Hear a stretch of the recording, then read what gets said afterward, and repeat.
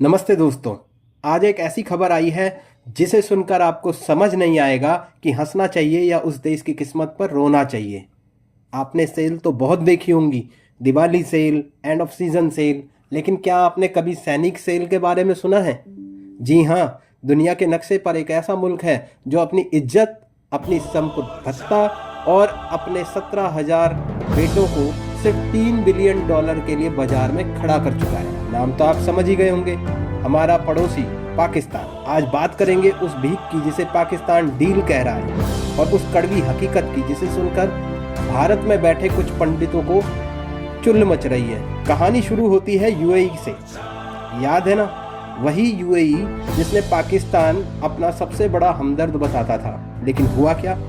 पाकिस्तान ने ईरान के साथ मिलकर कुछ ऐसी दलाली दिखाई कि यूएई का पारा 7वें आसमान पर चढ़ गया। यूएई ने साफ कह दिया, भाई दोस्ती अपनी जगह, लेकिन जो $3 बिलियन तुमने हमसे उधार लिए थे वो हमें अभी के अभी वापस चाहिए। अब पाकिस्तान की हालत देखिए, जेब में फूटी कौड़ी नहीं है, लेकिन तैस ऐसा कि एक हफ्ते की डेडलाइन ले ली। कहा कि पाई पाई लौटा देंगे। लेकिन हकीकत क्या है? जब देने की बारी आई तो पाकिस्तान की सेना और सरकार की हालत उस धोबी के डैश जैसी हो गई है जो ना घर का रहा ना घाट का। एक तरफ यूएई का डंडा है तो दूसरी तरफ खाली खजाना। अब आते हैं उस डील पर जो रूह कंपा देने वाली है। रिपोर्ट आ रही है कि पाकिस्तान ने सऊदी अरब के साथ एक सौदा किया है। सौदा क्या है? आप $3 बिलियन दो, बदले में हम अपने 17,000 सैनिक आपके यहाँ भेज देंगे, साथ में कुछ फाइटर जेट्स भी। सुनने में डिफेंस डील लग सकती है, लेकिन असलियत में ये इंसानी सौदा है। जो देश खुद को परमाणु शक्ति कहता है, जो कहता है कि हम दुनिया के रक्षक हैं, वो आज अपने जवानों को भाड़े के सिपाही बनाकर सऊदी में भेज रहा है ताकि उनकी सुरक्षा कर सके। क्यों?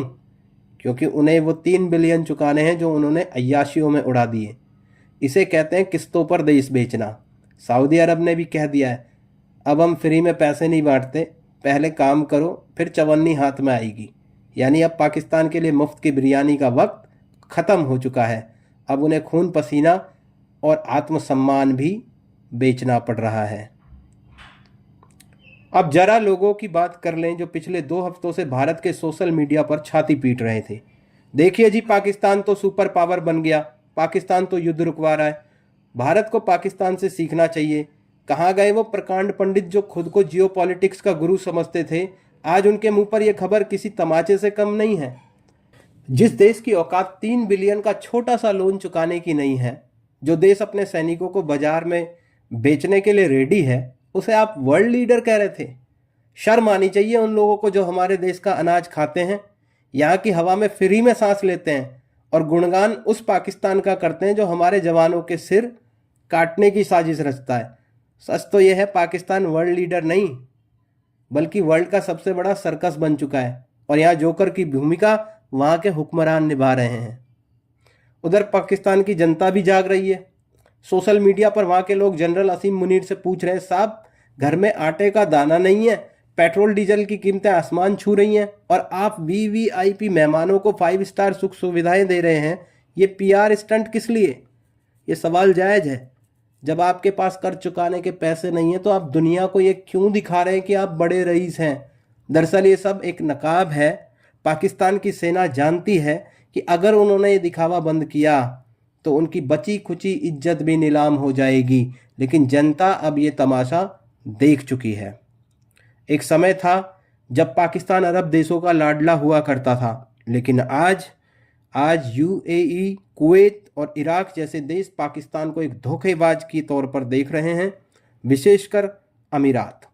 अब दुबई पर हमले हो रहे थे तब पाकिस्तान ईरान के लिए पैरवी कर रहा था। अब यूएई अपना पाई पाई वसूलेगा।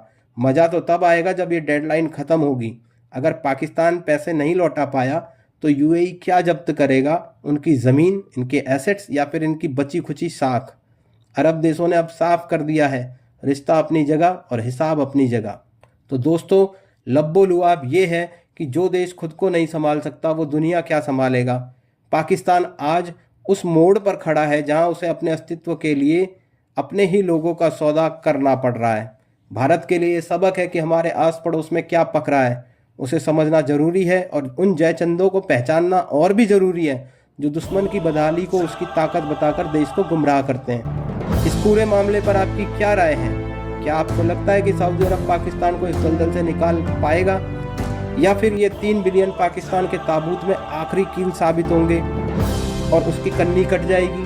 और हाँ, अगर आपको ये कटाक्ष पसंद आया और आप चाहते हैं कि सच ऐसे ही बेलाग तरीके से मैं बोलता रहूं, तो कमेंट में ज़रूर बताइए। यस और नो करके लाइक कीजिए, सब्सक्राइब कीजिए और ज़्यादा से ज़्यादा शेयर कीजिए। धन्यवाद।